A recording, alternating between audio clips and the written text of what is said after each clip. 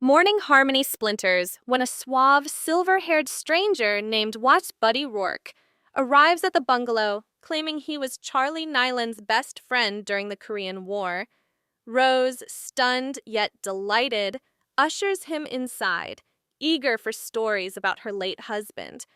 Buddy flashes a purple heart, recounts foxhole jokes Charlie supposedly told, and hands Rose a ratty deck of cards, still smelling like Soul. Blanche circles with predator curiosity. Handsome widowers in uniform are her kryptonite, while Dorothy squints at Buddy's timeline, noting inconsistencies between troop movements and Charlie's letters she's helped Rose catalog. Sophia, polishing her latest scratch-off ticket, whispers an old Sicilian warning: when tales shine too brightly, polish often hides rust beneath the glitter.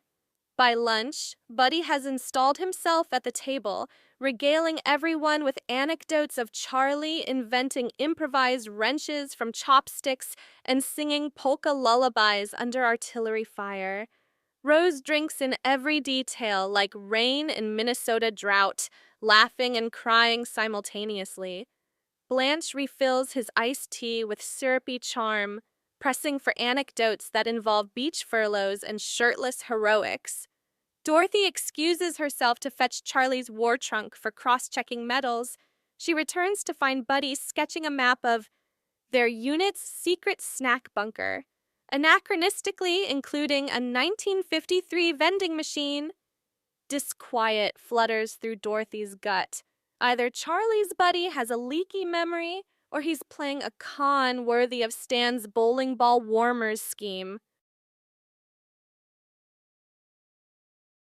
That evening, Rose organizes a Nordic feast to honor Buddy's visit.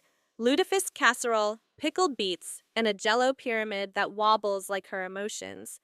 Buddy toasts Charlie with bottomless charm, then subtly mentions a microbrewery project he's launching to honor fallen comrades.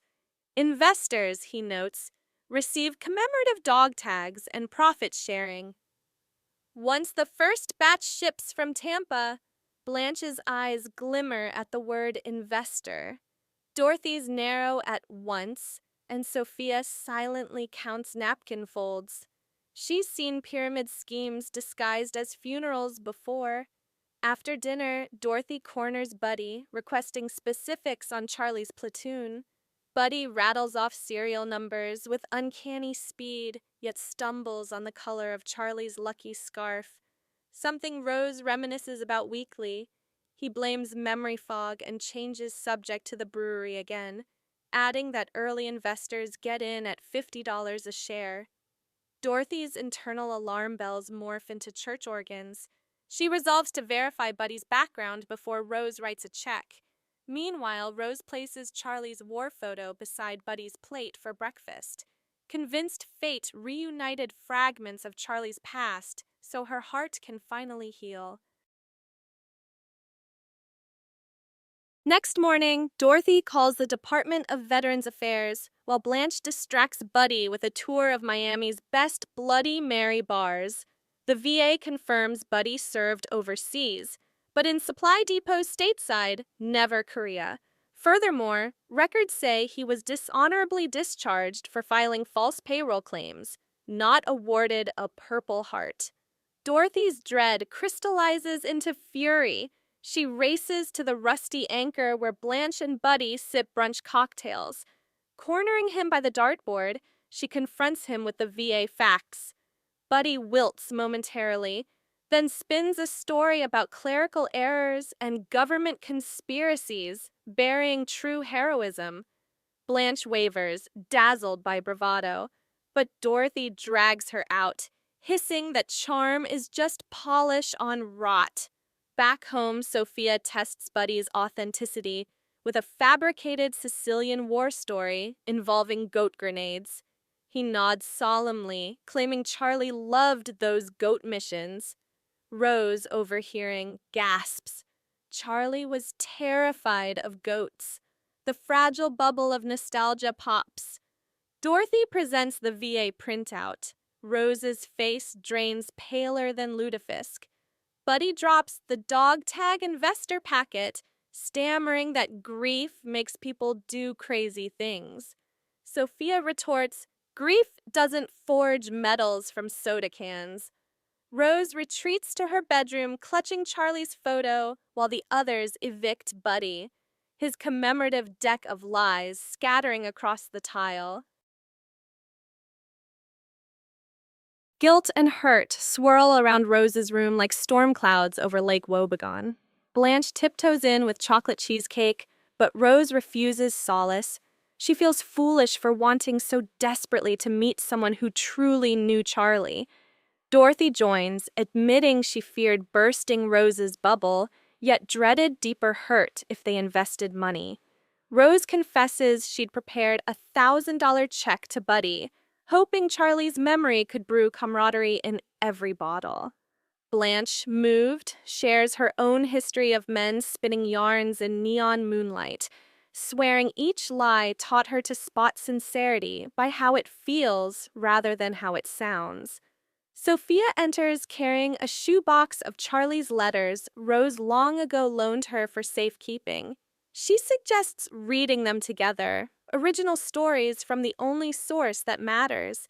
They spend the afternoon with iced tea and tear-stained envelopes, laughing at Charlie's doodles of Rose milking invisible cows, crying at his promise to build a porch swing strong enough for forever. Slowly, Rose's shame melts into gratitude. Charlie's voice, honest and unembellished, echoes louder than Buddy's counterfeit tales. That night, Stan knocks, seeking refuge from creditors of his novelty Tupperware surplus. Sophia seizes the distraction to launch Operation Poetic Justice. She sends Stan to Buddy's motel with a note claiming to invest $20,000 cash if Buddy signs exclusive distribution for Nyland Memorial Lager. Stan, eyeing his own debt, sweet-talks Buddy into giving him sample inventory as collateral. Buddy disappears to collect phantom brew recipes. Stan dozes in the motel lobby. Meanwhile, Sophia alerts two local veterans groups about Buddy's fraudulent medals.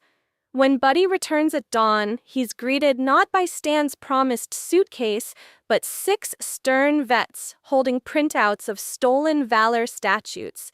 Buddy flees sans bags, likely toward a bus out of Dade County and into a justice system less forgiving than Rose's kitchen. Back at the bungalow, Stan wakes on the couch with marker doodles Blanche added for artistic enhancement. Dorothy banishes him, but thanks him for unintentionally aiding Sophia's sting. Rose, coffee in hand, declares she'll start a scholarship in Charlie's name for Sunshine Cadets who volunteer at the VA hospital, genuine legacy trumping counterfeit heroics. The house agrees to host a fundraiser yard sale. Blanche promises her closet will finally lose items older than certain U.S. states. Saturday's fundraiser bustles. Sophia hawks marinara jars, labeled Veterans Victory Sauce. Blanche flirts buyers into paying full price for disco-era pumps, and Dorothy auctions grammar editing vouchers. Rose, glowing with purpose, watches as neighbors drop coins into Charlie's memorial jar, each clink rewriting Buddy's false chapter with community truth. Late afternoon, a real Korean War veteran, Mr. Alvarez, stops by and shares authentic stories of Charlie teaching soldiers Midwestern card games. Proof Rose never needed Buddy's fiction to complete her husband's portrait. Tears of relief stripe her smile. Evening cheesecake seals the day. $3,842 raised, enough to fund the first scholarship. Dorothy toasts Rose's resilience. Blanche toasts the bungalow's built-in lie detector. Sophia toasts Stan's marker mustache still faintly visible. Rose lifts her fork, thanking her friends for guarding her heart with candor. Outside, Miami's sunset burns honest gold, no counterfeit shine. reminding them that love lasts longest when its stories, like porch swings, are built on real wood, real nails, and real memories.